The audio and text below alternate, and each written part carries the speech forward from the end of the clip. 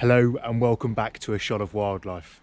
Today I've come to the really random location of the River Tiffey in the village of Wymondham. Now I'm going to follow this river along and hopefully I'm going to find some kingfishers and perhaps one or maybe even two species of owl to show you. Of course, as always, I'm going to show you any other wildlife I find, so come on, let's get going. The River Tiffey is probably the most random location where I've taken you on a wildlife walk so far, running through the village of Wymondham in mid-Norfolk. I'd be following a riverside pathway and I didn't make it very far before spotting my first bit of wildlife, a grey heron. This one is hunting and you might think it's in the wrong place, away from the water, but a lot of their diet isn't made up of fish, but rather small mammals and other land-living animals.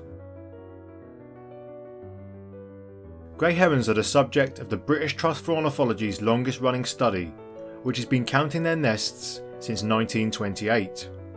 Overall, their numbers have remained stable during this time, with around 11,000 pairs currently breeding here. Aside from the river, my route would be taking me along wet grazing marshes. I've only been here once before, so a lot of what I see will be a surprise. Well, I just heard a very suspicious plopping sound coming from the stream, so I'm going to backtrack a little bit. I've only got my GoPro with me, because that camera's a bit too clunky, and see if we can find out what made the noise.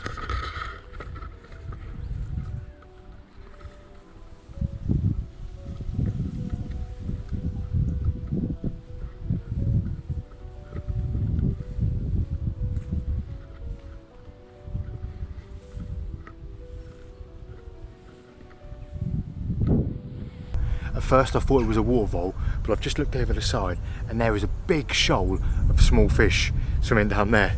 So I'm going to stick the underwater camera in and see if I can catch them on film.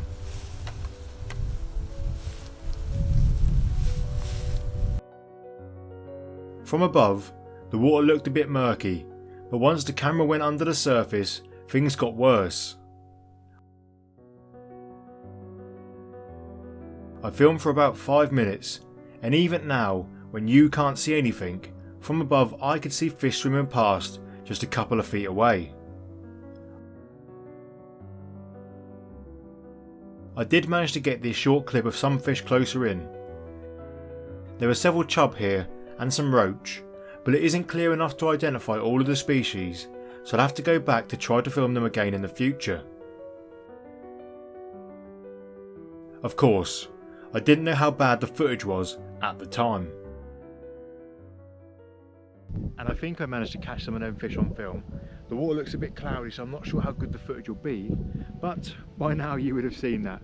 It's time to carry on, fingers crossed for a kingfisher. The last time I walked this route, I saw several kingfishers, but I have found that things are often different when you are carrying a camera. So I just saw a kingfisher. Unfortunately my camera was too clunky and the path's too narrow. When I was trying to set the camera up, it's flown away.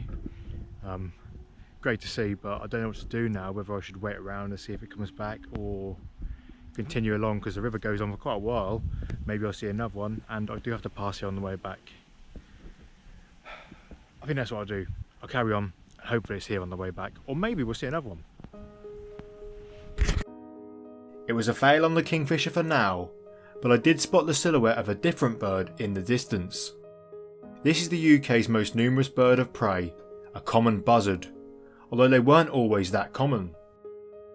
In the 1900s, due to persecution, there are only around 1,000 pairs left, but have made a dramatic comeback. There are now nearly 80,000 pairs in the UK, and they are present in every single county. As I watched the buzzard, a familiar large bird flew past, another grey heron.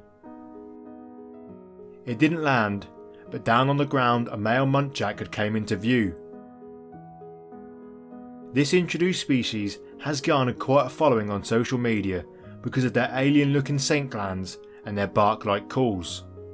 I have covered these in a fact file video which I'll link in this video's description if you're interested in learning more about them. A few minutes further down the path, the UK's second most common bird of prey decided to make an appearance. This is a kestrel, and here it is, showing off its ability to fly facing into the wind, remaining completely still to survey the area below for potential prey. No luck, but as it soared out of sight, I noticed a different bird landing in a damp ditch. Can you see it? Right in the middle of the screen is one of the best camouflaged birds in the UK. Here's a closer view. It's a snipe. I've only seen snipe less than 10 times, which is a testament to how good they are at hiding, as they're in fact the most widespread wintering wading bird in the UK. They're found in 88 out of every 100 10km squares. I wonder what else could be hiding right in front of me. Now that I've seen that bird, which I'd have definitely not noticed if I hadn't seen it flying over, I'm going to take a look and see if there's some other wildlife hiding here in plain sight with this Hick Micro thermal monocular. Hick Micro have given me this Lynx LH19 monocular to trial it for spotting wildlife in return for me featuring it in videos. So far, I am very impressed, and it has already helped me to see lots of creatures I would have otherwise missed. For example, these two light patches here in the distance are definitely animals. They were both rabbits, and although I might have seen this one, I definitely wouldn't have noticed this second animal laying in the grass. European rabbits are an introduced species and were persecuted for quite some time, but in recent years they have been recognised as important ecosystem engineers for the habitats that their burrowing and foraging creates. The kestrel came back into view and landed in the branches of a nearby tree. They have brilliant eyesight and can see their main prey, which is small rodents, from great distances away.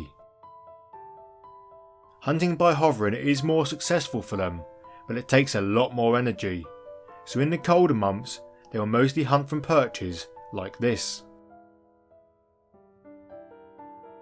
Despite the amount of wildlife I saw at the beginning of the walk, things had gone very quiet and I didn't see any more animals for the next mile or so of the route.